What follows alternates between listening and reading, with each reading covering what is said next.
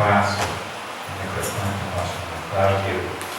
Quero aqui pedir perdão e as minhas desculpas na terça-feira passada, não estar aqui, porque não é novidade para ninguém. A minha alegria é poder aprender alguma coisa, ouvir alguém que possa passar algo para mim. Enquanto a vida tiver, eu vou estar aprendendo. Glória a Deus. É isso então, por isso que eu já peço perdão aos irmãos por não ter estado convosco, mas aqui estamos juntos para adorarmos ao Senhor e aprendermos no seu tempo. Amém?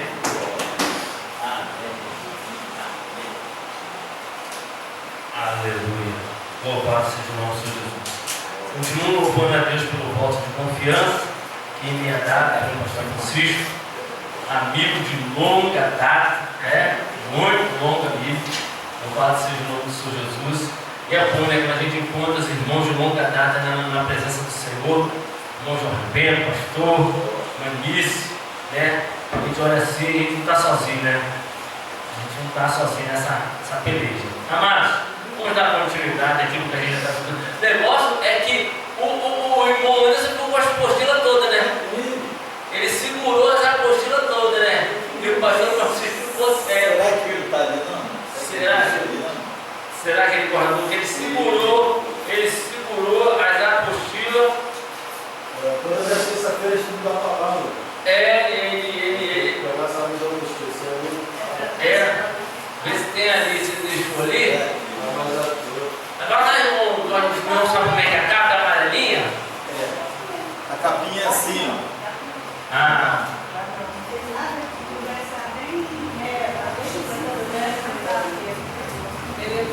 Eita glória! O irmão Francisco hoje vai aprender só de ouvir, né? Até hoje vai ser de ouvir. Aleluia! O irmão Jorge Bento passa a cola aí para ele, página 3, irmão. Cúmplice literalmente. Vamos viver essa palavra hoje, né? Então, nós paramos, né, na página 2, terminamos a letra E. A diferença entre hermenêutica e exegese, né? Quais são as diferenças entre as duas, né? Falamos, recapitulando o que nós vimos na semana passada, louvado seja Deus pelo que nós aprendemos aqui, né, a respeito da exegese. Aprendemos que quanto melhor for a nossa exegese, melhor será a nossa hermenêutica, né? Quanto melhor for a exegese, melhor será a hermenêutica, escalonável, né? Então nós vimos isso, falamos sobre isso, vimos então como funciona essa ciência, vimos na língua portuguesa e vimos no grego. Então vamos continuar, página 3, letra F, né? Fazendo essa comparação entre hermenêutica e exegese. Eu costumo dizer que é perna direita e perna esquerda, né? Quando eu estou estudando em casa, é perna direita e perna esquerda. Depois que a gente chega na igreja que a gente vai pregar, a gente se apoia em Eclesiastes de Salomão 7, 27, se eu não estiver equivocado, 26 ou 27, e 1 Coríntios capítulo 2, versículo 15, onde os dois falam ali a respeito do pregador e da pregação da palavra. Mas em casa, para estudar, é exegese hermenêutica, né? Preparando ali os textos e examinando as escrituras. Então vamos lá, a letra F vai falar o seguinte: a hermenêutica já tem uma essência mais ampla, não é? Diferente da exegese, que é palavra por palavra. A hermenêutica é mais ampla, pois abrange outros aspectos, tanto as generalidades quanto as especificidades. Vamos coloca aqui que é generalidades e o que são especificidades. Irmãos, existe o que está ao derredor do assunto, existe o assunto e o periférico, né? Existe aquilo que é específico e o periférico. Na hermenêutica, quando a gente vai pregar, né, as igrejas da onde eu estou congregando agora, a gente faz uma questão, né?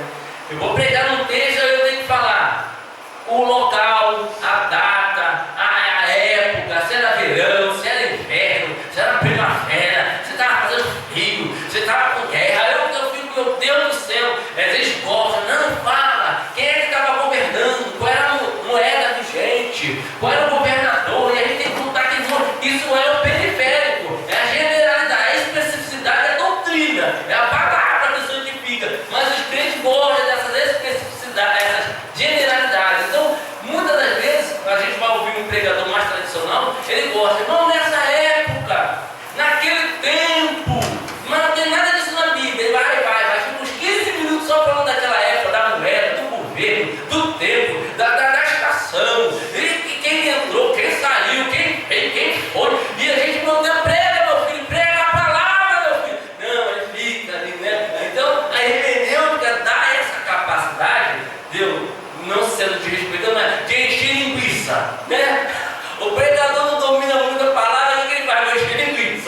vou falar da história, e vou falar quem viveu naquela época, quem foi de lá, e depois eu prego. Aí prega 10 minutos e fica na generalidade meia hora. Né? Então lá na igreja eu vou falar mesmo assim, não, se vocês esperarem por mim, vocês estão lascados. Eu vou logo na palavra. Assim diz a palavra do Senhor, vamos viver, vamos praticar. Né? E eles gostam, né?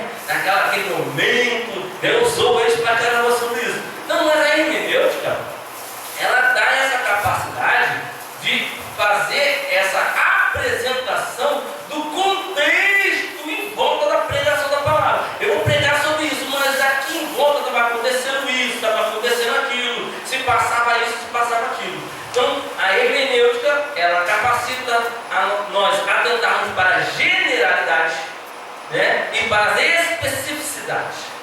Isso significa dizer que a hermenêutica analisa não somente o texto, mas também o contexto, tornando-se imprescindíveis elementos como fator histórico, momento político em que o texto ou o livro for escrito, fator social, cultural, econômico, etc. Ok? Aquilo que eu acabei de explicar para vocês, o texto também estava explicando. A hermenêutica também tem entre seus principais aspectos a semântica. Aí, meu irmão, isso aqui é ruim. Irmão, eu sou ruim nesse negócio aqui, mas existe isso. Né? Algo que é imprescindível é a exegese. Logo, podemos dizer que a exegese é extremamente relevante para a execução da hermenêutica. É aquilo que eu falei, perna direita e perna esquerda. Mas isso é fato. Quanto melhor for a exegese, melhor será a hermenêutica. Então, a semântica, irmãos, é aquela história de eu disse isso, quer ver? Quando a gente fala com A querendo acertar B, né? A gente usa as palavras, mas com sentidos diferentes. A gente quer mudar, né? A gente quer eu sou ruim mesmo, não domino muito bem não. Mas às vezes a gente fala assim, fala uma coisa para a pessoa fala assim, mas isso não quer dizer isso, mas a semântica me permite dizer, né? A gente quer ver uma coisa, um abismo se chama outro abismo. O texto não quer dizer o que a gente quer dizer, mas a gente usa ele para dizer o que a gente diz. Entendeu? O texto não quer dizer o que a gente quer dizer. Se a gente for lá e estudar o texto, não está falando o que a gente está falando, mas a gente fala, olha, isso é uma bola de neve, isso aí é um poço sem fundo, olha, isso aí é um abismo chamando outro abismo. Está falando o quê? Que a pessoa vai se enrolar e a coisa vai ficar mais complicada ainda. Só que quando a gente vai lá no texto, não quer dizer isso, mas a gente usa. Então, semântica é mais ou menos isso. É quando a gente dá um novo sentido a uma palavra, né? A gente faz uma nova aplicação, mas ela mesmo quer dizer praticamente aquilo que a gente está fazendo. Então a gente tem que tomar esse cuidado, para não forçar o texto a dizer o que ele não está dizendo. Por isso é exegese. Então tem gente que usa de semântica para manipular o povo de Deus. A gente tem que tomar um cuidado com a semântica, porque tem gente que quer manipular o povo de Deus e usa de semântica. Então, o texto é o texto. Forçar o texto é fazer exegese. Como vimos, apesar dos sinônimos, letra G, apesar dos sinônimos aparentemente semelhança, entendemos que a diferença entre as duas palavras. Mas o que é indiscutível é que ambas, tanto a hermenêutica quanto a exegese, são ferramentas importantes na interpretação e elucidação das escrituras. São o canivete suíço, a ferramenta ali, a chave mestra para a gente entender o texto são a hermenêutica e a exegese. Tem uma passagem, acho que é Lucas 11, né? O Senhor Jesus Cristo fala para os escribas e fariseus, para os escribas: vocês têm a chave do conhecimento, mas vocês não entram e não deixam o povo entrar, né? Porque os escribas ficavam copiando ali, eles eram copistas, e sobre eles haveria maior juízo porque eles tinham contato direto com a palavra. Eles copiavam, eles escreviam, eu estava falando deles direto. Pô, cara, vocês escrevem, vocês estão ali, vocês olham esse troço todo dia. A função de vocês é só escrever a palavra, só escrever. E vocês ficam enganando o povo. Ajuda os fariseus, ajuda a enganar o povo. Então, o Senhor Jesus cobra muito dos escribas naquela época, porque eles tinham contato mais direto com a palavra. E ele fala: vocês têm a chave da ciência, vocês têm um conhecimento, mas você não vive e a palavra não deixa o povo viver porque vocês não ensinam. Outra fase também que é usada para isso é que os escribas conheciam o hebraico e o povo não conhecia o hebraico, igual os nossos primos católicos, né, que pregavam no latim.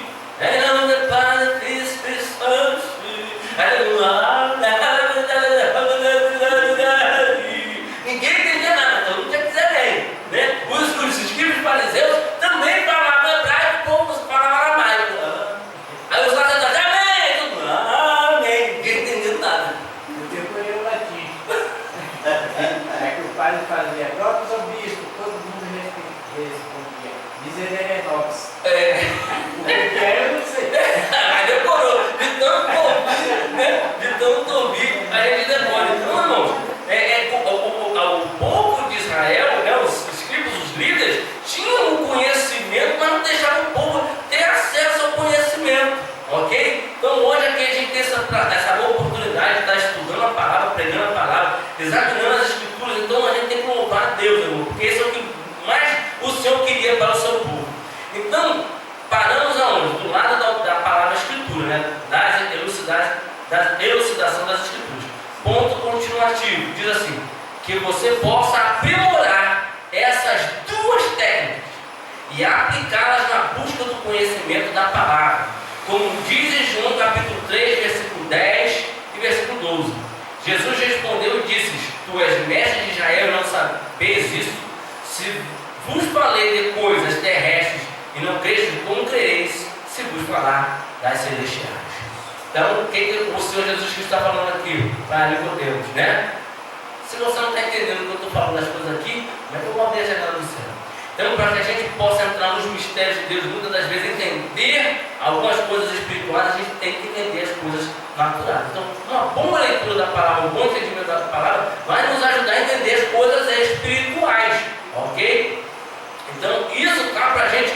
Aí o pessoal pensa, eu, minha esposa, a gente conhece pessoas que começam a estudar a Bíblia, eles começam a ficar sem graça, ficar seco, perde o contato com o céu. E eu vou acabar de estudar, deveria aumentar o meu contato com o céu, pelo menos o que o Senhor Jesus Cristo está falando aqui, né? Pelo menos o entendimento. A pessoa, em vez de se aproximar de Deus, se aproxima dos livros, dos escritores, e não prega, eu falo lá dele, lá, minha esposa está ali que não deixa contigo.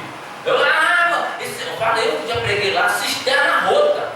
A 2 males fez o meu povo, Jeremias capítulo 2 ou 3. Abandonou a minha manancial de águas vivas e fez para si cisternas rotas. Eu falei lá, o camarada sobe no público e fica porque o escritor tal, no livro tal, porque o livro tal, o escritor tal e Bíblia. E palavra de Deus, e assim diz o Senhor da palavra, assim diz a palavra do Senhor. Peguei lá, peguei, o pastor ficou sentado, o pastor ficou, irmão, vou voltar para falar, irmão, vamos ler Bíblia, irmão, vamos ler. Aí lá lendo Bíblia, irmão, estou lendo o livro tal, agora você parou de depois de ficar, às vezes ele cita um livro ou outro, mas muito raro. Às vezes não pregação, você estava em 5 livros, eu comecei a bater, depois de ficar citando livro. E irmão, o livro para mim é só para me ajudar a entender a palavra. Eu não cito nenhum livro. Meu livro é só para me ajudar a entender a palavra. Eles são coador de café. Eu uso eles, retiro o que eu quero e deixo eles lá no campo lá. Quando eu chego aqui, eu quero trazer a palavra de Deus para a igreja. Mas eles ficam, porque o livro tal, porque o autor tal. Eu falei, rapaz, mas quem está pregando? É o autor, é o livro, é o pregador, e só elogiando. E porque fala um monte de asneira, um monte de besteira, né? E eu, meu Deus do céu, prega a palavra, irmão. Vamos pregar a palavra. Pegou o microfone, prega a palavra, né? Então vamos lá, continuando. Significado de exegese. O que é? Conceito e definição. Nós já vimos um pouco, só que eu estou pegando várias explicações para você ver. Você já viu aqui na página 2, já viu na página 1. Agora a gente vai continuar vendo outras explicações. Lembra quando eu venho falar de hermenêutica, que eu falei que a gente pode explicar uma coisa daqui, explicar daqui, explicar daqui, explicar daqui. Então, quanto mais lados você vê uma mesma coisa, mais entendimento você tem daquilo. Então, vamos ver um pouco mais do significado da palavra exegese. Letra A. Exegese é uma análise, interpretação ou explicação detalhada e cuidadosa de uma obra, um texto, uma palavra ou expressão. Ok? frases, guarda-chuva, paraquedas, né? São duas palavras ali que querem significar uma coisa. Então, às vezes, a exegese não é só palavra, às vezes é composto, né? Ora pro nobis, orai por nós, é latim, né? Então, o que é ora pro nobis? Eu vou fazer exegese, isso vem do latim. E em latim, ora pro nobis quer dizer o quê? Orai por nós. Folha ora pro nobis quer dizer orai por nós. Então, eu fiz a exegese do nome da planta, descobri que a origem, o léxico dela, a etimologia diz que ela é do latim, ela é composta por 3 outras palavras e quer dizer orar por nós. A exegese serve para a gente aprender essas coisas. Então, a exegese não é só uma palavra, às vezes é uma frase composta, é uma expressão, né? Então, vamos lá, quer ver? Já estamos estudando, né? A palavra sacrifício. Muito interessante essa palavra. A gente vai ouvir essa palavra, o que vem na nossa mente? Sacrifício. Dificuldade. Dor.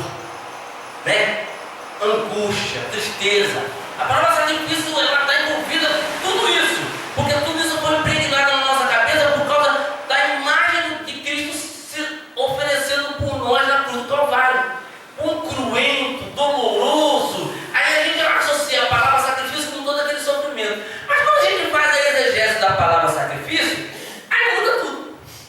A palavra sacrifício vem do latim, ok? É a palavra usada para interpretar ofertas, oferendas, algo que é oferecido a Deus.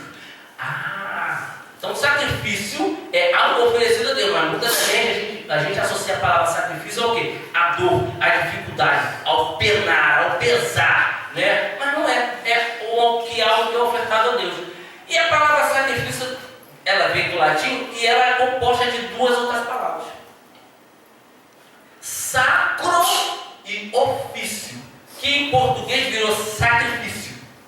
A palavra sacrifício, que vem do latim sacro e ofício, quer dizer fazer algo santo, fazer algo consagrado e algo para Deus. Então Cristo, quando ele foi para a cruz, ele foi se oferecer a Deus.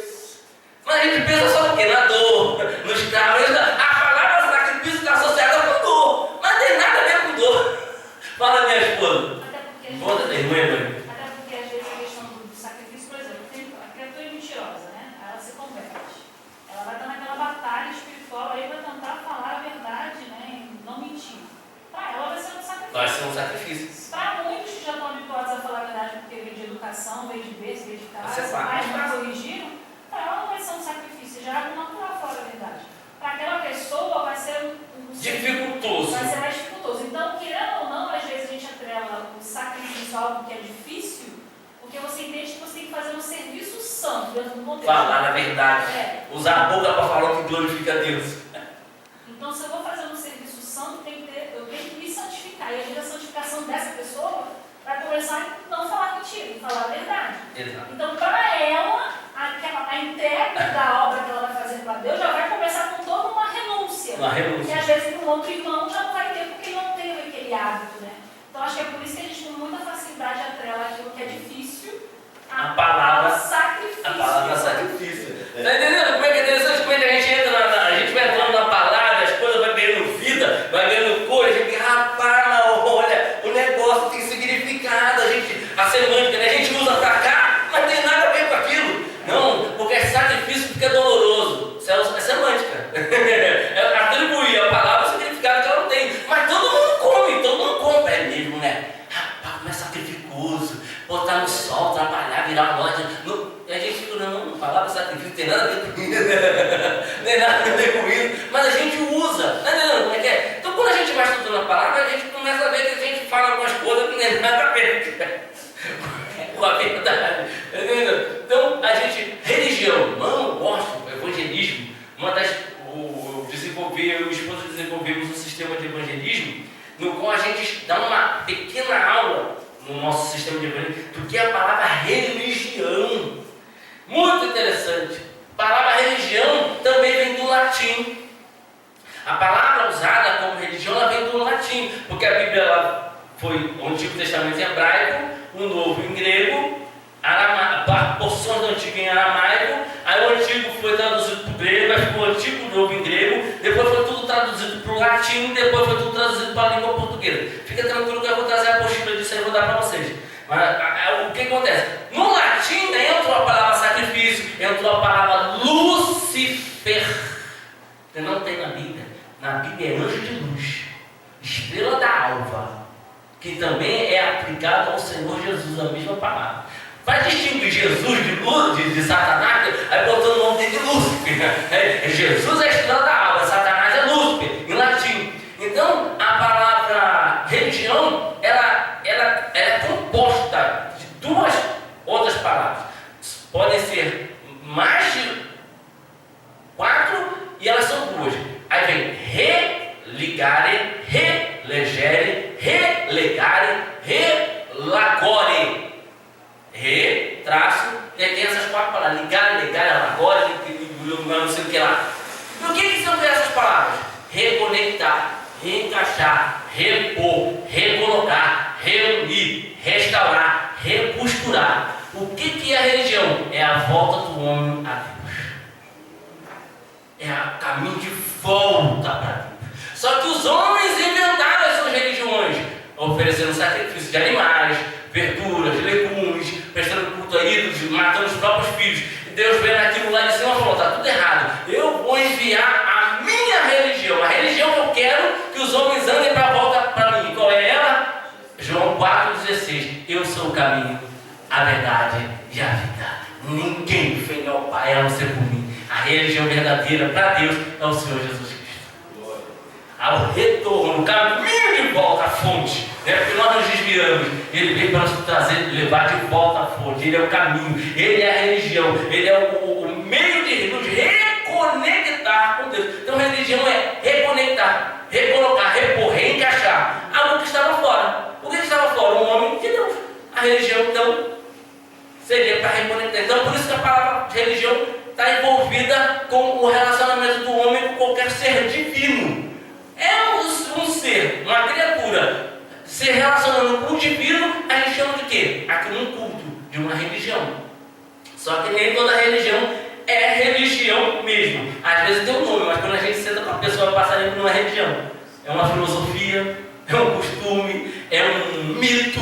E é tanta lambança que a gente pensa: rapaz, mas isso não é nem religião. Minha esposa sabe, eu peguei uma budista uma vez e falei, mostrei para ela: eu tenho religião. Eu falei: mas fala da sua religião, me evangelize com a sua religião. Não pensa não, mas se fosse tão boa, você me evangelizava. Você não quer me levar para a sua religião, não? Me leva para lá, me fala. Começamos a conversar, eu mostrei para ela que a palavra religião que ela estava fazendo não tinha nada a ver. Ela ficou revoltada.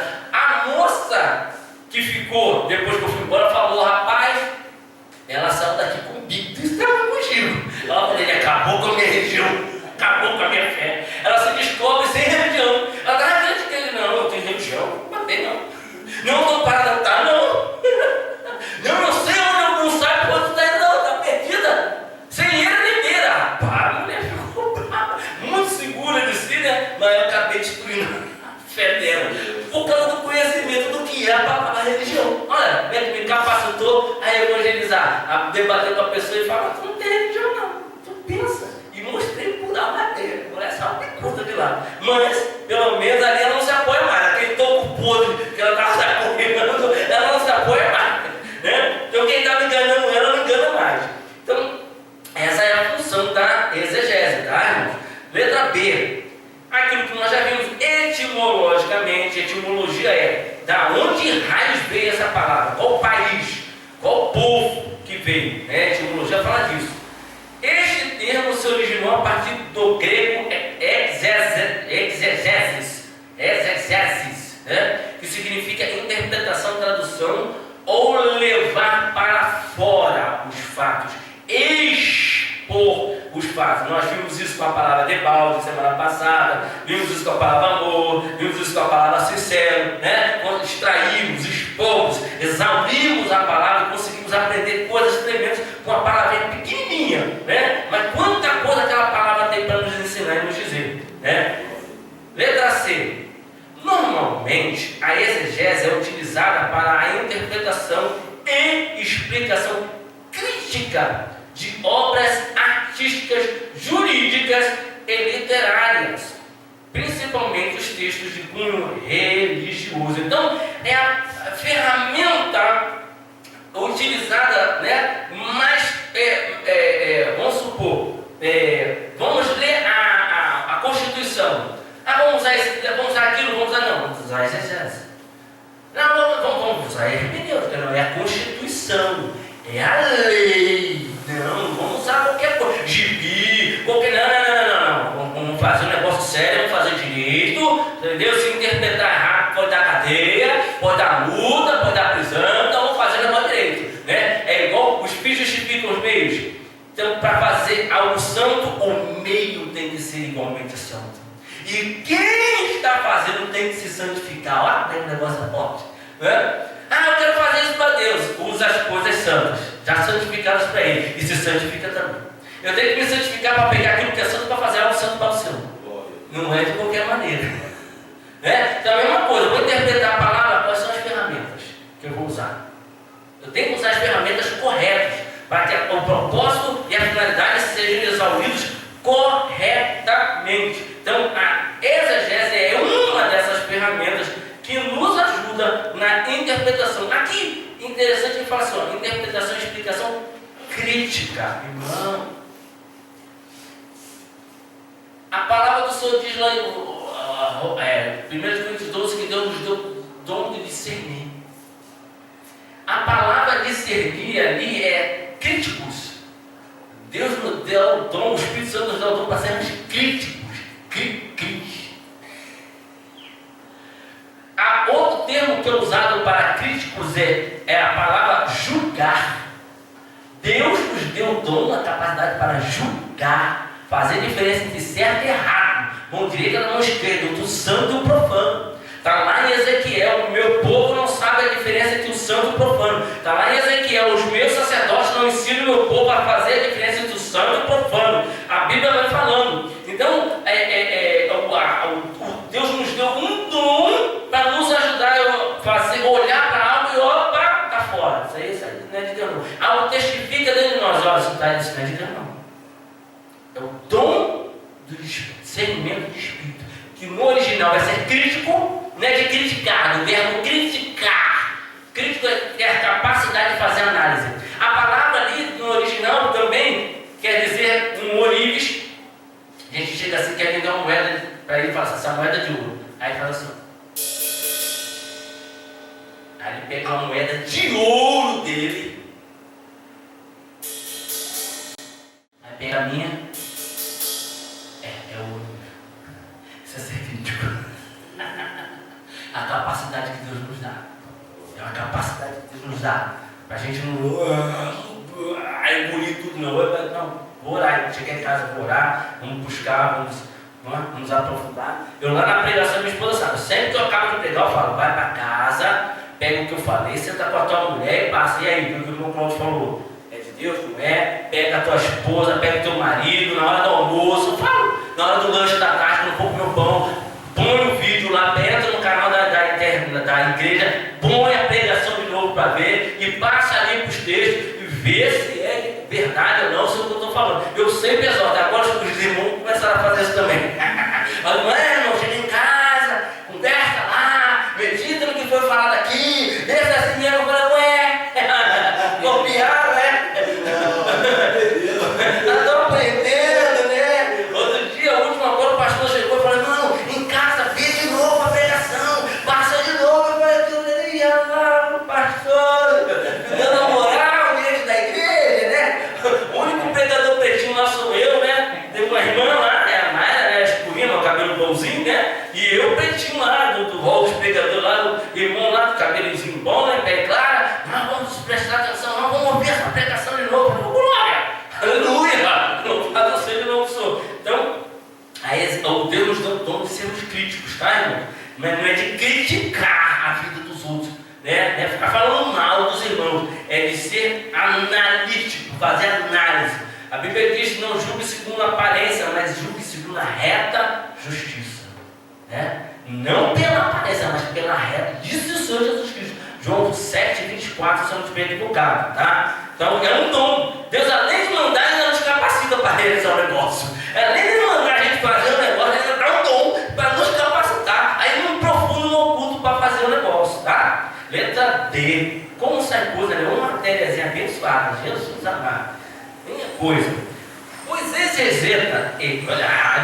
exegetas, nome dado para as pessoas que fazem exegésis, devem ser proficientes em uma grande variedade de disciplinas que estimulam análise crítica, como o criticismo textual, estudo de antecedentes históricos e culturais, investigação da origem do texto, a lexicografia e a lexicologia. A gente falou do dicionário OAS aqui na última semana, entre outras características gramaticais e sintáticas da obra original. Eu vou examinar essa obra, o que? Um cântico, uma poesia, uma peça, um relato histórico, uma biografia. Dependendo da obra, minha mente já começa, segundo as ferramentas que eu tenho, me preparar para estudar. Quer ver uma coisa? Quando eu leio a Bíblia, os últimos livros que eu leio na Bíblia, Cantares de Salomão, Lamentações, Cantares de Salomão, Jó e Salmos. Porque eles são livros poéticos. São livros que o contexto deles é mais dado à poesia, a cânticos, a expressões da alma, a orações escritas. Não são doutrinas.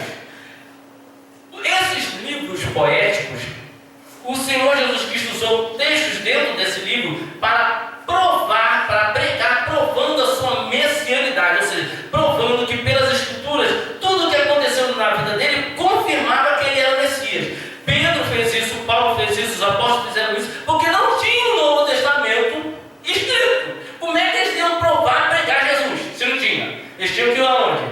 Nos Salmos, na lei, nos provérbios, lá, e buscava passagem lá que confirmavam na vida do Senhor Jesus Cristo que ele era o Messias prometido. Então, muitas das vezes as pessoas querem fazer doutrina em cima de salmos. Irmão, salmo, se eu tiver que fazer uma doutrina, uma pregação em cima de salmos, o salmo vai ser a última coisa na qual eu vou me apoiar para determinar e pregar alguma coisa para dentro da igreja.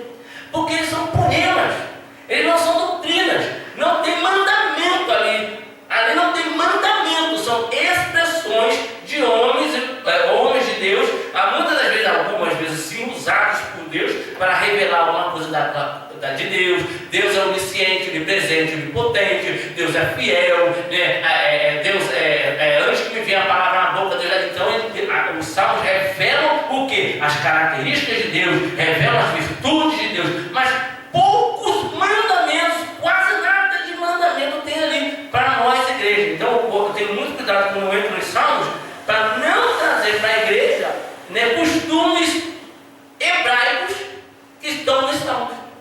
Tem muita gente que tem costume hebraico porque tirou dos salmos. Mas está lá nos salmos. Não, mas a palavra de Deus diz, não, tem um salmo na Bíblia que diz isso. A palavra de Deus diz isso. Quer ver? Se alguém fizer aquilo, não tem problema. Mas é um costume. Orai pela paz de Israel. Quem disse isso? Davi. Quando ele era rei, ele estava pedindo o quê? Ajuda aí, eu estou governando aqui, ora para que haja paz no meu governo. Foi uma oração local de Davi. Aí eu queria falar, não, a Bíblia manda orar para Israel. Não. A Bíblia diz lá em Timóteo capítulo 1, versículo 1 Timóteo capítulo 2, orai por todos os homens. Orai para que Deus salve todos os homens. Porque Deus deseja salvar os homens através das nossas orações. Porque isso é bom e agradável diante de Deus, que oremos pela salvação de todos. Isso é doutrina, isso é para a igreja, isso foi escrito por um apóstolo. Isso é o Espírito Santo falando. Agora, o que Davi fala lá no tempo que ele estava governando, aí ele fala assim: prosperem todos aqueles que desejam a paz de Israel. Ele ainda põe uma bênção, né, para modificar o povo orar pela paz. Ainda põe uma bênção. E muita gente ora pela paz de Israel de olho na bênção. De olho na bênção. Mas se você ler o Novo Testamento, Jesus fala assim: ó, eu vim, vocês não quiseram, me mataram, tudo bem, vou destruir o templo, vão perseguir vocês, vão espalhar vocês, e quando tiverem para destruir vocês, alguém socorrer vocês. E você pedir, não, Jesus, não deixa nada disso acontecer não, porque está na Bíblia, orai pela paz de Israel. Complicou, né? Complicou. O Senhor Jesus dá uma palavra de disciplina, e eu estou, não, Jesus, não disciplina Israel não. Eu estou de olho na bênção. Agora só estou de olho na palavra. Jesus, é o problema do Senhor com Israel, o problema do Senhor com Israel. Salva os homens, salva as mulheres, toma os que procedem de toda a tribo, língua e povo, nação. Salva, Senhor, tem misericórdia. Essa é a nossa oração.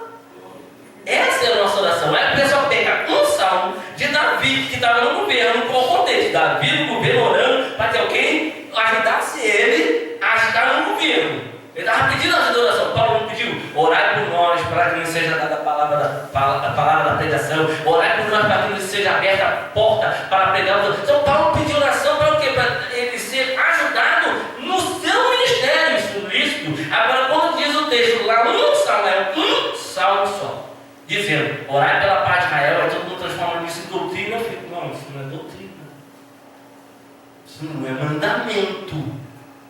Não é a palavra de Deus, nem Deus que está falando, é Davi.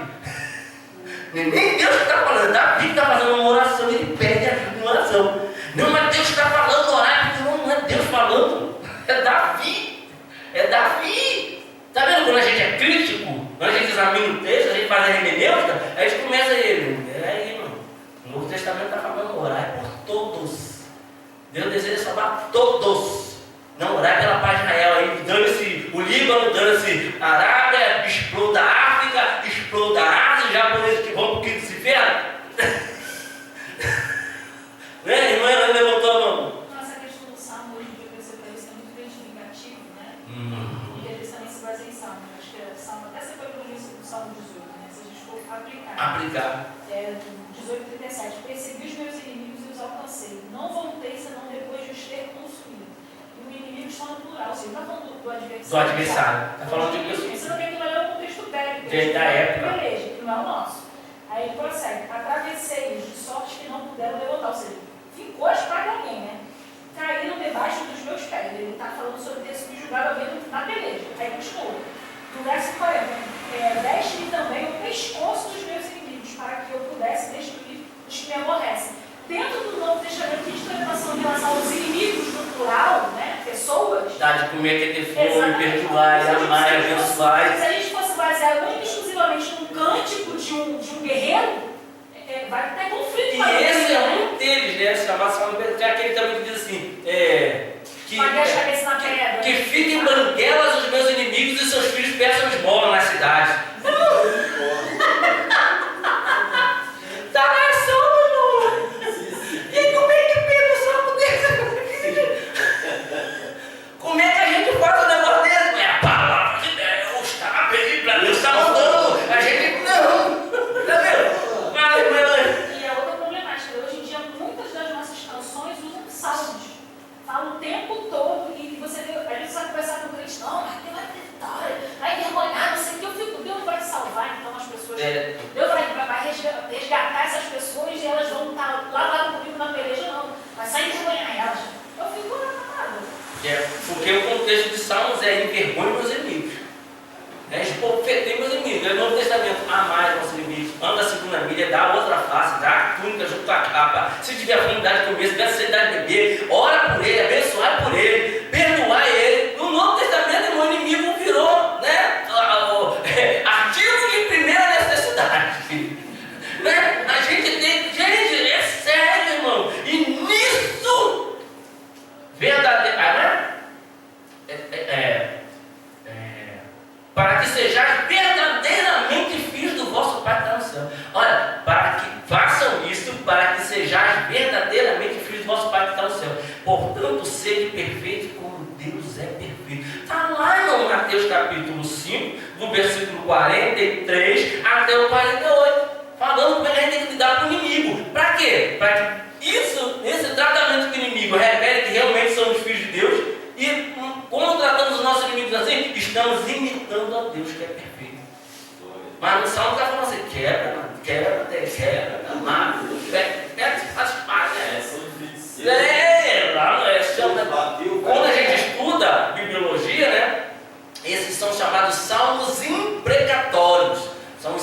em qual as pessoas oravam ou cantavam desejando o mal dos seus inimigos, a morte dos seus inimigos. Os meus inimigos fiquem banguelos, os seus filhos peçam esmola na praça. É um negócio que desejo, né? De um verdadeiro adorador, do povo eleito. Mano, quando a gente estuda a palavra de Deus, a gente começa, opa, peraí, vamos pisar aqui, peraí, está escrito, mas peraí, vamos interpretar a luz de Jesus, vamos interpretar segundo o Novo Testamento. Senão, a gente vai levando a fé e fogo a estar na palavra, é Deus, e a gente vai fazendo um monte de coisas aí que não. Eu já contei aqui, né? As irmãs chegaram na igreja, pararam ali, antes de pisar aqui na calçada da igreja, né? Elas pararam assim no canto, aí tiraram o chinelo, botaram o sapatinho. Eu falei: o que vocês estão fazendo? Irmão Cláudio, tu não é pregador, tu não é professor de escola dominical, tu nunca leu? Tira a sandália do teu pé antes de entrar na casa do Senhor.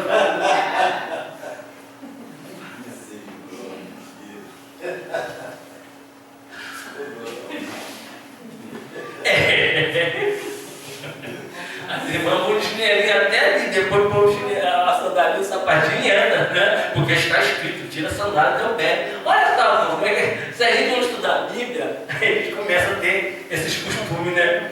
Não é pecado, mas é engraçado, né?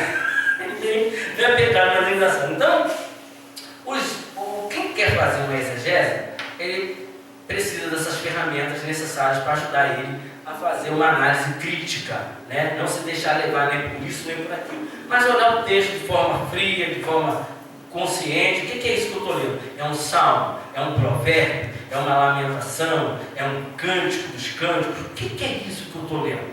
Né? Para que isso foi escrito? Quando a gente entende, por isso que a gente está dando essa aula de bibliologia, explicando o livro, né? O Anderson já entrou nos versículos, eu estava até zezé, né? Aí eu falei: Anderson, explica o livro. Ele já está entrando e fazendo exegese hermenêutica. Então vamos lá. Dentro do significado, está aqui, ó, exegese bíblica. Tem 2 tópicos aqui em exegese bíblica. Tem um outro copinho aqui, ó. Louvado seja o nome do Senhor Jesus. Na exegese bíblica vai dizer o quê? Número 1. Na Bíblia, a exegese é o estudo da interpretação gramatical, palavras, ponto de iniciação, ponto de interrogação, ponto de exclamação, vírgula, ponto final, ponto continuativo, parágrafo, nome, pronome pessoal, nome próprio. É o estudo da interpretação gramatical e sistemática das escrituras sagradas. Para que uma pessoa possa estar apta a fazer uma exegese bíblica, esta deve ser especialista nos idiomas originais bíblicos, como o grego e o hebraico. Bem, não precisa ser especialista, né, irmão? Não precisa ser especialista. Mas só de você entender, saber aquilo que a gente está falando, o que é a palavra sincero, a palavra sacrifício, a palavra religião. Então você sabendo essas coisas, aqui o dicionário para ajudar, o dicionário, você sabendo disso já dá para você, né? Agora, o camarada que é professor, que é teólogo, que vai querer escrever livro, aí sim, ele tem que mesmo se aprofundar mesmo. Agora, para fazer uma pregação, só o básico, tá bom, já sabe o que quer dizer no original, entendeu? Pega a mão se no original quer dizer isso, e aí se aprofunda naquilo ali, e tá muito bom. Não precisa ser especialista, não. Eu não sou especialista em nada, ok? Número 2. O oposto da exegese bíblica é a exegese, que é a capa da nossa apostila, quando a interpretação é feita exclusivamente baseada em teorias subjetivas, sem uma pesquisa ou análise profunda e real do texto. Ok? Onde a gente vê aí essas pregações, né? Eu não tenho nada contra, mas tem gente que só lê um versículo, o resto é só discurso, é só experiência pessoal, é só experiência no trabalho, experiência no quartel, experiência na faculdade, experiência no mercado. Ele enche a plateia de experiência, né? Quando o que deveria ser pregado é a palavra, ensinar o crente o que Deus quer e como Deus quer, ortodoxia e ortopraxia, né? Então, muitas das vezes, a palavra é substituída pelo discurso, pela analogia. Irmão, eu tenho analogias de quartel, eu tenho analogia do tempo que eu fiz. Eu posso fazer analogias tremendas, mas eu prefiro primeiro pregar a Bíblia, depois fazer uma aplicação, né? Primeiro eu prego, mostro, eu faço uma aplicação, depois volto e termino na palavra.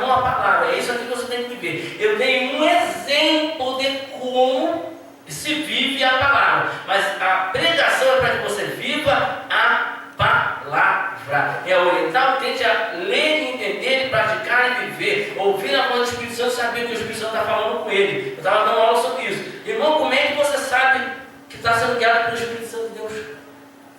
Se a gente não lê a Bíblia, o Espírito Santo fala assim, ó, tem uma pessoa ali, eu vou no hospital, tem uma pessoa só, fala e olha para ela. Eu não, depois é da minha cabeça. Quem disse que é da minha cabeça? Primeiro, o diabo quer mais que a gente deixa aquela pessoa se lascar mesmo. Você tem um folhetinho na sua Bíblia aí, vai lá dar um folhetinho. E olha, coisa legal, o diabo querendo me vergonhar. O diabo querendo me vergonhar, irmão?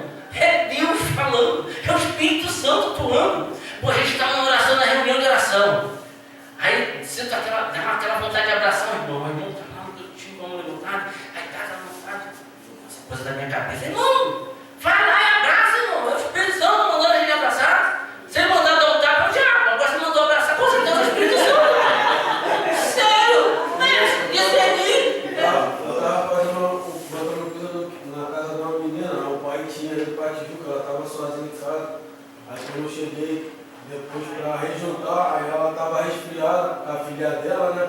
Pá, mas já vi que estava oprimida mesmo, depressão, pai. Escutei aquela voz, pô, manda ele para a igreja. Pega ela, a filha dela, vai na igreja, visita na igreja. Vai lá, Jesus e tal. Eu fiquei meio assim, mas é o Espírito Santo que impulsiona a gente. Irmão, se ele falar assim, manda ela aí. Se ele falar assim para você, fala para ela ir para a esquina, fala para ela ir tomar uma cachaça, é o cão. É o cão. Ela mandou orar, mandou ir para a igreja, é o Espírito Santo. Aí na igreja que o Espírito Santo está falando um negócio com ele, vai, sai em nome de Jesus. Sai em nome de Jesus o quê, irmão? É Deus, é a palavra do Senhor. Aí ele está lá, está passando a salva, está fazendo a salva, aí o Espírito Santo fala assim, põe aquela de 20, ó o diabo querendo vergonha. E diabo, o diabo quer mais que você não dê nada. Se eu orientou o cara de 20, é Deus purinho. É Deus, aí a pessoa não entende a voz de Deus. Ela na igreja lá, você não estava nem, estava estudando sobre o Espírito Santo, né? Uma briga danada, né? Que lá é batista, né? Meu lado, nisso tudo, né? Daí eu para dar aula de Espírito Santo na igreja batista, né? Só eles, eu não falava para pastor, olha, falava para o superintendente, tem certeza, vai lá, irmão, vai lá na aula, lá, irmão, na aula lá. Então a gente ficava nessa briga, irmão. Mano, o que é ser guiado pelo Espírito Santo? O que é ouvir a voz do Espírito Santo? Vocês não lê a Bíblia, como é que o Espírito Santo vai guiar vocês? Como é que o Espírito Santo vai fazer vocês lembrar do que está escrito para orientar, para guiar vocês? Vocês não sabem, irmão. Então a gente está falando muito sobre isso, ser guiado, ser cheio do Espírito Santo, ouvir a voz do Espírito Santo, não para batista, a gente ficava olhando assim, olhava para o outro assim, eu falei, ninguém mandou dar uma fala, ninguém mandou. Ninguém mandou. Eu vou bater aqui uma altura, foi ontem, aí fui hoje, para resolver minhas coisinhas lá, aí que eu acredito que eu estava falando, varão, eu bati nessa de maluco, Deus me perdoe. Já o inimigo já foi me perguntando, fuma um cigarrinho. Aí já deu aquela vontade de aparecer, aí eu já fui voltando. Aí pô, bateu, aí depois eu fiquei tronco, eu falei, era aí que tá falando. Batalha travada, irmão. Eu falei, gente, a gente consegue discernir a voz do cão, da carne, mas não consegue discernir a voz do Espírito Santo, não é possível. Tem que ter essa sensibilidade. Eu me lembro, eu novo convertido, estava indo visitar meu pai. Ela estava indo na caveadinha bonitinha. Aí entrou uma menina, né? Morena, bonita, cabelo comprido, parecia uma maluca, com a perna da bruna, olho verde, ele me olhou de cima e embaixo, arrumadinho. Aí parou do meu lado, começou a olhar para mim assim. Eu falei, se eu estivesse no mundo, não me dá mole. Agora que eu estou na igreja, ela vai, remido no sangue do Cordeiro, cheio do Espírito Santo selado, aí ele me dá mole. Eu olhava assim, olhei e dizia, Daniel, cama, vai se lascar. Queima aí. E ligadinho, aonde? Eu tenho chá de mancou, se eu estivesse no mundo, não me dá a mole, a mulher daquele tamanho, daquele porte ali, não, rapaz. Então, um pouco que pensa, Deus, minha pessoa, Deus já começando a abrir madeira. Não é nada, não, diabo, quero jogar no Egito de novo. Tem que estar ligado, irmão. Eu falo pro novo convertido, vigia, rapaz. Se tu estivesse no mundo, a mulher dessa estava armando pra você, não estava me dando o diabo, rapaz. Presta atenção. Né? Então a gente tem que ter esse discernimento, né? Então Deus deu o dom do discernimento. Então a gente tem que ter esse cuidado para interpretar, para entender as coisas de Deus. E eu falei lá, irmão, vamos ficar sensível à voz do Espírito Santo. Vamos entender a voz do Espírito Santo. Aí tem a exegese jurídica, irmãos. A exegese jurídica se baseia na chamada escola de exegese, uma corrente de pensamento juspositivista, ou seja, que tenta explicar o fenômeno jurídico a partir de normas e leis estabelecidas pelas autoridades de determinada sociedade. Ou seja, pessoas tentam entender as leis do nosso país à luz da lei de outro país, ou à luz da lei da Grécia antiga, do berço da civilização Grécia. Nessa situação, como é que os gregos interpretavam? Como é que os romanos faziam as leis? Como é que os romanos... Então, às vezes, a exegese é a interpretação da lei. A Elane trabalha com a área jurídica, né? E a gente vê muito isso. A lei está dizendo isso. O juiz fala assim, eu não interpreto assim. A gente... Tu está aí para quê? Para defender a lei, mas eu não entendo dessa forma. A semântica, né? Começa a fazer semântica. Aí o juiz bate o martelo contra, quem o escritório de direito faz? Leva para a base, faz uma carta lá, faz um processo lá e manda passar por cima do juiz e manda para uma instância superior a ele. Aí os que são mais estudados, mais capacitados, mais habilitados, vão lá e leem e falam, cara, onde é que esse juiz estava com a cabeça? Está errado, vai, bate o martelo a favor. Uma vez eu por misericórdia, né? Dá uma moral na minha nega, né? Estamos fazendo 14 anos de casamento, vou dar uma moral para ela, né? Uma vez o juiz falou, não era assim, não era assim, excelência, tá errado. Eu te mando aqui, tá errado. E quem sabe sou eu, pá, bateu o martelo. Aí ela chegou em casa, triste, ligou para a supervisora dela. Daqui a pouco de noite. Aí o telefone dela toca. Ih, o juiz voltou atrás. Aceitou o seu questionamento. Ela conseguiu mudar, né? Antes de passar para a última instância, né? Para a instância superior, ele mesmo falou para ele e falou: aquela pretinha acho que estava certa. Acho que aquela pretinha, vamos mudar isso aqui antes que isso chegue lá em cima. E alguém puxou o dele. E ela ficou toda boba. Mudei a cabeça do juiz. Mas uma vez na vida, tá? 200 anos depois. Uma vez só. Nunca mais. Chega lá, não quero também não, quem manda sou eu, pá, não. E ela volta pra casa, pá. Juiz disse não, mas nada tudo certinho, tudo bonitinho. Ele não tem culpa pra dentro, sabe? Eu assim, não. E nem analisou, né? Então, a exegese jurídica é para isso, né? Para a gente analisar a lei, para ver como é que se obedece aquela lei, como se cumpre aquela lei, como se aplica aquela lei. Tem lei que hoje não dá para aplicar. Aí a gente faz o quê? Emenda constitucional. Faz uma emendazinha ali para aplicar, para contextualizar, porque a lei ela é muito antiga, ela não se aplica à atualidade. Aí tem que fazer a interpretação, a contextualização, e igual a gente faz no Antigo Testamento. Como viver essa passagem nos dias de hoje? Como guarda o sábado nos dias de hoje? Como é que o Senhor faz isso aqui para Deus nos dias de hoje? Aí a gente tem que fazer uma coisa chamada contextualização. Quer ver? Essa aqui é muito fácil. Em Provérbios, Salomão fala assim: o malandro, não fala nessa linguagem, né? Eu estou falando contextualizando, né? Contextualizando. O malandro sai de casa, hoje eu vou me dar bem, vai na feira. Aí ele passa, vê o camarada vendendo uma coisa por 50 reais. Aí ele vai passar a feira toda, vê o outro vendendo por 45, vê o outro vendendo por 40. Aí chega lá no de 40 e fala assim: eu levo por 35. Não, 35 está muito barato. Não, 35, doutor, 35. Aí conta assim na frente do cara. O cara, não, 40, entendeu? Ali na frente tem um camarada vendendo, né? Caminho de volta para casa. E daqui lá eu vou sem peso. Ou se levar o teu peso, eu posso ir levando lá e vou pegar outro lá. Por 35. O cara, tá, é por 35. Aí ele pega e fala: dei bem. Está na Bíblia. Aí Paulo fala assim: tudo me é lícito. O personagem fala assim: Paulo, tudo me é lícito, Paulo, mas nem tudo me convém. E Paulo, tudo me é lícito, mas nem tudo me edifica. E Paulo, não tem nada a ver, Paulo, tudo me é lícito. Afinal de contas, Jesus me chamou para a liberdade, mas não dentro da carne. Nem tudo te edifica. Não se deixe dominar por coisa nenhuma. Como é que é hoje? Tem nada a ver, irmãos. Tem nada a ver. Mas começou hoje, lá atrás. Olha como é que vem contextualizando. É o mesmo princípio. Eu jogo um vídeo para você para o que dá bem. Eu jogo uma letra para você para o que dá bem. Tem nada a ver, irmão. Também eu só quero coração. Mas não, está sendo legalista. Joga um monte de frase para tentar desacreditar, tentar fazer você parar de me perseguir. Mas começou, Salomão já falava da consideração de tudo do povo lá atrás. Então aí a contextualização. Nada vale aquele que barganha, mas saindo com o prêmio se jactancia. O texto está assim, o original é assim: nada vale aquele que barganha, mas saindo com sai se jactanciando de que fez uma boa negociação, economizou um dinheiro. Isso já não tem nada a ver, não é de agora não, né? O ser humano já faz isso, já meteu um migué, já fazer um migué para se dar bem. Então, a exegese está aqui para ajudar a gente a interpretar então as leis, ok? Um pouco mais de exegese. Não, aqui a gente vai parar? 8h30, então semana que vem. A página 4 deixa para semana que vem. Então vamos falar sobre inferno. Falar sobre inferno. No Antigo Testamento, a exegese agora. E, ó, o que eu fiz? Qual página? A página está comigo.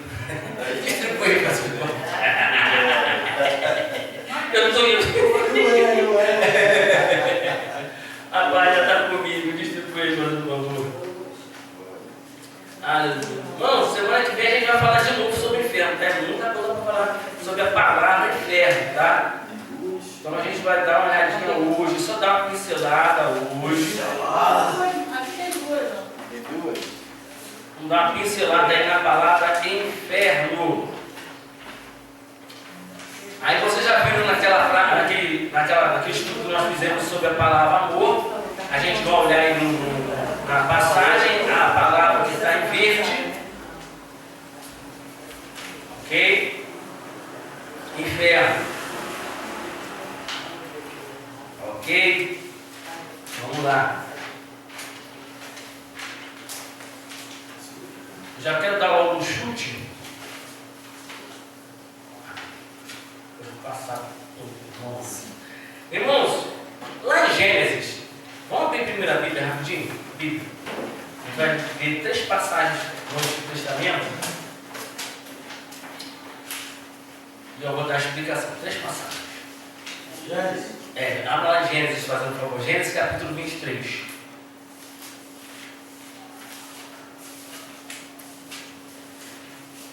Eu tenho que escrever isso, eu só tenho na cabeça. Eu tenho que botar isso no papel, ver se eu faço isso. Aproveitar essa aula, fazer a transcrição dessa aula, transformar isso em apostila que eu estou falando aqui, e digitar isso tudo na minha cabeça, não tem mais paciência não.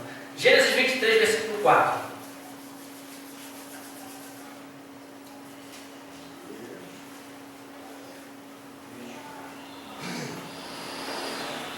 Se eu não estiver equivocado, isso aqui é Abraão, né? Querendo sepultar Sara. Ok? Está aqui, ó. Sou estrangeiro e morador entre vós. Dai-me a posse de sepultura convosco para que eu sepulte a minha morta. Palavra sepultura aí está em verde, correto? Do lado da palavra sepultura há um código 06913. Embaixo tem a explicação, a exegese da palavra sepultura, né? Que quer dizer o quê? Quebrar ou quebrar. Tá aí? 06913. Em hebraico é quebrar ou feminino quebrar. Achou aí no quadradinho amarelo? Primeiro quadradinho amarelo? É logo no início, Mateus? Aqui. Ai, eu estou falando besteira, vocês não estão com essa postura. Aí tá mais pronto. Ei, olha, eu estou falando do hebraico, perdão. É porque eu vou pensar. Perdão, não tem pra, eu não imprimi para vocês, eu tenho que trazer semana que vem. Gênesis 23, 4 fala em sepultura. Depósito de sepultura daí. Sou estrangeiro e morador entre vós, dai-me a posse de sepultura convosco. A palavra sepultura em hebraico quer dizer keber ou quebrar. Isso quer dizer túmulo, tumba, sepulcro, sepultura. Muitas Bíblias traduzem essa palavra para inferno. E não é sepultura. Porque para o hebreu, para o israelita, a entrada para o mundo dos mortos era a sepultura. Quando a pessoa descia ali, ela passava para o mundo dos mortos ali. Então eles não tinham entendimento do inferno como nós temos. Quem veio explicar e ensinar como é o inferno, o que é o inferno, foi o Senhor Jesus Cristo. No Antigo Testamento eles não sabiam como é que era o inferno, como nós sabemos. Eles não tinham essa noção. Então a sepultura sepulcro, a cova rasa, eles chamavam de inferno. Local onde todos iam, tanto bons como maus, todo mundo ia para a sepultura, ou inferno, porque eles não tinham, o tradutor, quando traduziu, ele misturou tudo, ok? Acontece muito isso na Bíblia. Então, uma das palavras que se acha na Bíblia, e muitas das vezes está na nossa Bíblia, traduzida para inferno, é a palavra, no original, sepultura. Aguenta aí. Gênesis 37, versículo 5. Vai lá. Se eu não me engano, aqui agora é Isaac. Acho que é Isaac agora, 37, 35. Gênesis 37, 35. Gênesis 37, 35. Depois eu vou trazer essa folha que eu esqueci de imprimir para vocês. E está faltando, aqui são três passagens, aqui só tem duas, eu ainda imprimi errado. Esqueci uma. Então gastei folha aqui, eu já estava tarde, já falei, dei mole hoje em casa, fizemos muita coisa, eu e a esposa lá, e não dá. É Jacó, já é Jacó aqui? Sepultando Leia, não é? É o sonho de José, 37, 35? é 35. 37, 35. Levantaram-se todos os filhos e todas as suas filhas para o consolarem. Ele, porém, recusou ser consolado e disse: chorando descerei ao meu filho até a sepultura. E de fato o chorou seu pai. Né? Quando é José, vem. Tá. Então aqui de novo a palavra sepultura. No original aqui é Sheol ou Shaal. Sheol, mundo inferior, mundo dos mortos, sepultura, cova, às vezes traduzido também para o inferno, mundo inferior. Sheol é a designação do Antigo Testamento para a morada dos mortos. No grego era Tártaro ou Hades, ok? Então lá no grego a gente vai ver as palavras que são ditas no grego. No Antigo Testamento a gente tem Keber, Kibra e Sheol. No grego nós temos Tártaro, Geena e Hades. Todas essas palavras são traduzidas ao inferno, mas por que é importante fazer exegese? Para que ao pregar eu pregue exatamente o que o texto está dizendo, né? A tradução foi infeliz e tal. A gente pode até forçar o texto ou usar o texto ali para falar, mas tem um limite, né? Para falar daquilo ali, porque se o texto no original foi traduzido para o inferno, e no original é sepultura, e a gente está falando, não, porque os demônios e no inferno, no original é só sepultura, só uma cova, onde o corpo foi enterrado, a cova onde Eliseu estava, né? Que o soldado bateu lá, porque aquela cova dos infernos, cova dos infernos, onde Eliseu estava, né? A cova era a sepultura do homem de Deus, alguém que estava dentro só vivo. Né? Então a gente tem que ter um maior cuidado, né, na hora de fazer. Então isso vai nos levar a estudar, a ser mais criterioso no estudo da Bíblia, na pregação da palavra. Então estou mostrando para vocês, essas são as traduções: lugar do qual não há retorno, sem louvor de Deus. Ou seja, Provérbios fala, né, Eclesiastes, Salomão fala que para lá onde vai o corpo, a alma, não há obra, não há louvor, não há ciência, não há sabedoria, não há nada, né? É assim que eles interpretavam a sepultura, o sepulcro, o jazigo, a cova, e muitas das vezes traduzido para o inferno. Lugar para onde os ímpios também são enviados para castigo. Essa é uma das interpretações. O justo não é abandonado ali. Outros já dizem que até o justo vai para ali, referindo-se ao lugar de exílio, né? Muitas das vezes Sheol, Babilônia foi chamada de Sheol. Quando Samaria foi tomada, os israelitas do reino do norte foram espalhados, eles foram enviados para o Sheol. O Sheol é um lugar de isolamento, distância de Deus, local de não conforto, não presença de Deus, local não agradável, também chamado por Sheol. E referindo-se à degradação extrema no pecado, né? A pessoa está vivendo um verdadeiro Sheol no botequim, está vivendo um verdadeiro Sheol lá na Cracolândia, no prostíbulo, né? Degradação, está na cova, está no local de podridão, de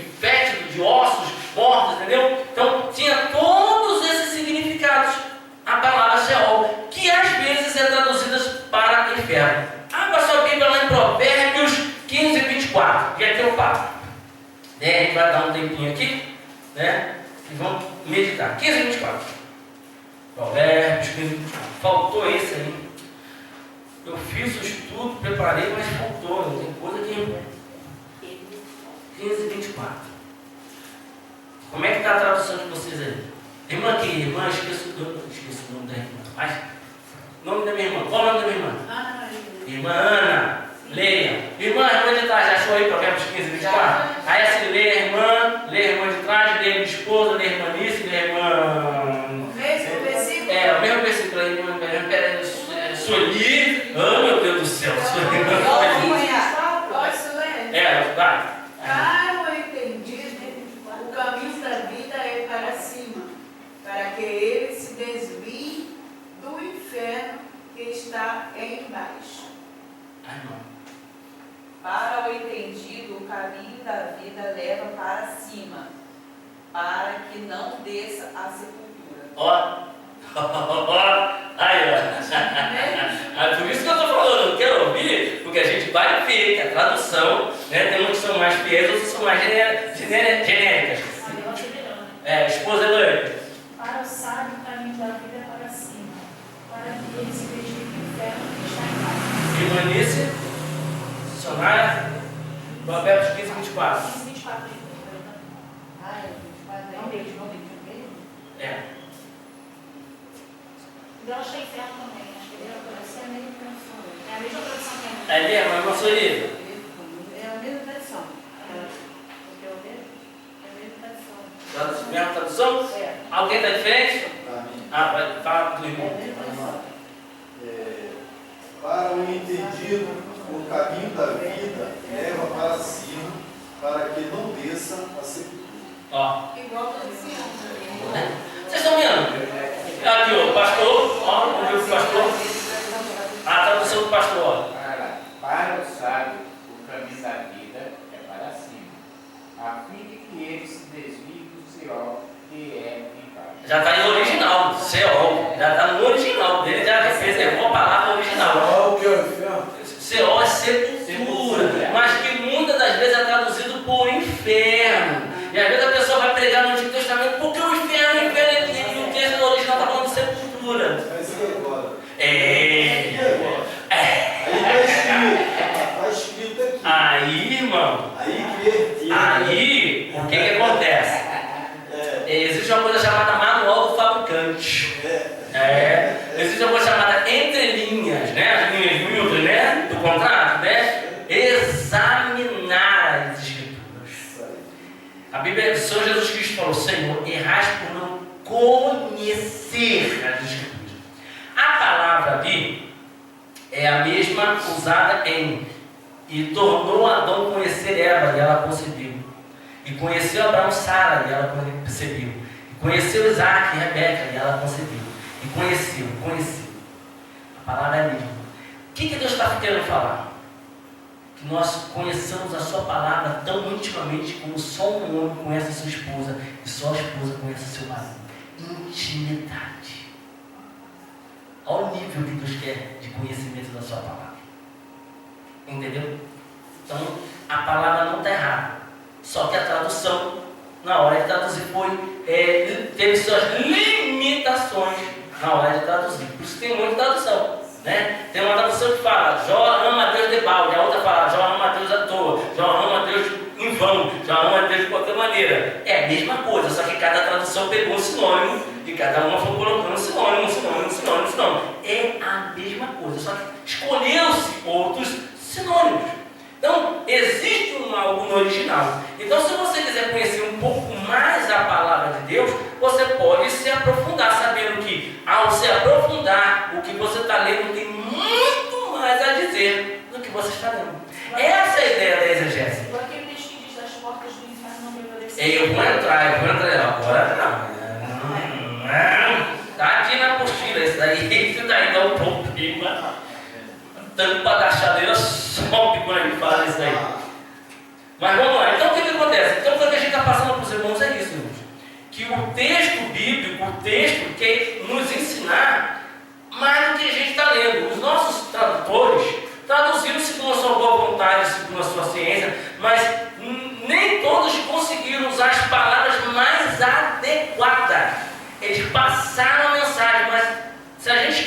puxar, a gente consegue descobrir um pouco mais.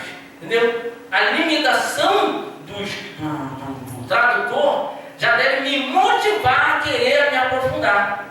Então, eu, como pregador da palavra, se me dão um tema, irmão, Cláudio, o tema é esse, vamos pregar esse versículo, eu vou virar aquele versículo do lado mesmo.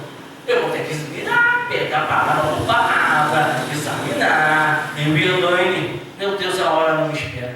O Elaine. Está mais próxima do original, está escrito na Bíblia. Depende. Aquela palavra está, mas de repente outra não está, né? Fala Sheol, essa está bem mais próxima do original. Existe uma Bíblia chamada Bíblia de Jerusalém. A tradução dela, ela sempre procura ir mais próximo do original. Às vezes nela está escrito mesmo a palavra Sheol, Hades, para a gente não ter dúvida. Aqui não é inferno, aqui é essa palavra quer dizer isso. Eu e a Elane fomos uma vez em Santa Cruz e tinha um grande pregador, um dos maiores pregadores que esse Brasil já viu pregando. Algumas semanas antes eu tinha dado aquela aula que eu dei semana passada sobre o amor de Pedro. Ele começou a pregar e foi para aquela área. Eu falei, Elane, vamos ter o prazer de ouvir esse homem nos levar muito profundo. Deus me deu muita graça, às vezes esse homem vai levar a gente mais profundo ainda, né, irmão? O homem distorceu o negócio, distorceu a lembrança.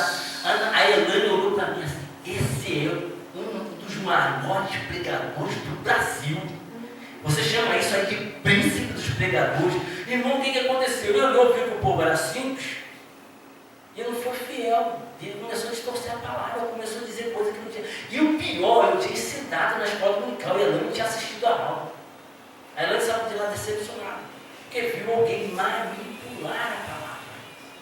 Ela conhecia o original, ela conhecia o texto. E ver aquilo ali, eu fiquei também, meu Deus. Tem irmão que falou, não, só foi jovem, não, o camarada foi, confundiu tudo, chamou o periquito, papagaio, o grito do louro. E eu falei, Deus do céu.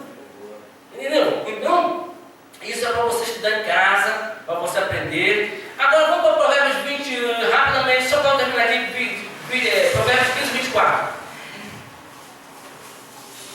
A igreja, nossa irmãzinha, nossa prima, a igreja católica, né? E todo mundo que aprendeu essa tradução sempre ensinou o quê? Que o inferno é para baixo, que o inferno é perto do centro da terra. Eu não sei se vocês sabem, mas há alguns 10 anos atrás, uma igreja da Pombinha pagou para alguém fazer uma perfuração na terra e botou uma sonda e jogou lá embaixo. E a sonda começou a captar os sons. Eles gravaram aqueles sons em DVD e CD e estavam vendendo. O som das almas gemendo no inferno. Vendeu, irmão.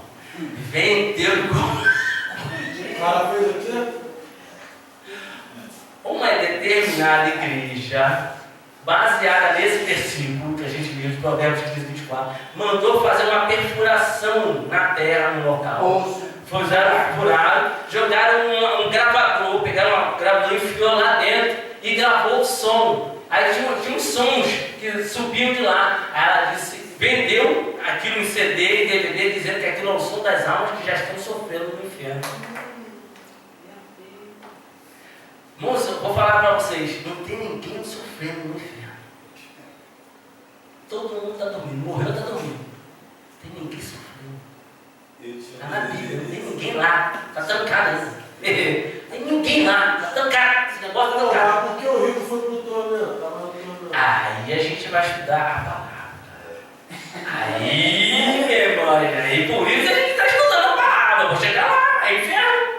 A gente vai chegar lá, então a gente vai dar todo mundo primeiro no Antigo Testamento, depois a gente vai para o Novo Testamento e a tampa da chaleira vai voar. Vai, porque vai ter crente que vai falar, não, irmão.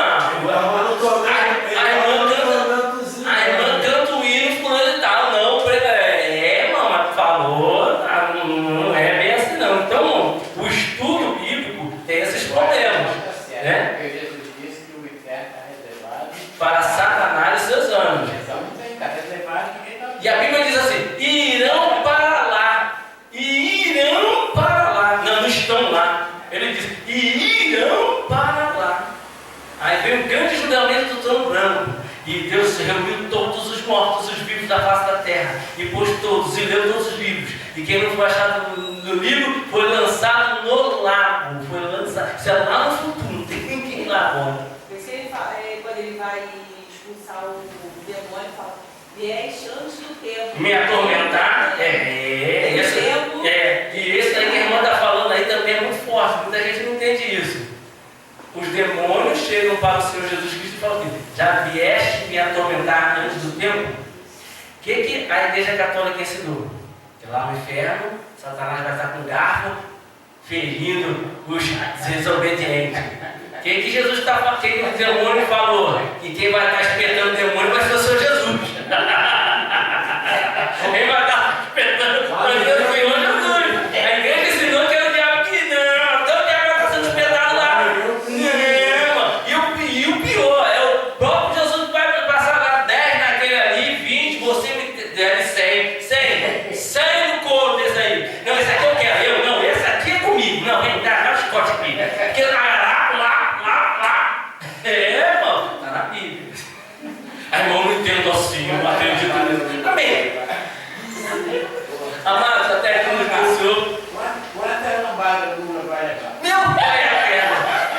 Itália vai ter 2 festas, uma se ele descer e outra se ele subir. Olha, porque meu Senhor tá... O Lula está lascado. Então, meus amados, esse foi o estudo, tá? Então você vê, baseado nesse provérbios aí, se crê que o inferno era para baixo. Olha só, a má tradução levou um entendimento equivocado. Que aí até gente ganhou dinheiro vendendo DVD e CD, um gemido das almas. Não tem ninguém lá. Não, imagina, meu Deus, que vergonha, que vergonha que eu fiquei quando eu vi aquilo. Eu lembro, não estou tendo. Não. E agora essa vai doer na gente. Essa vai doer na gente. Passaram lá um monte de irmão vendendo esse CD.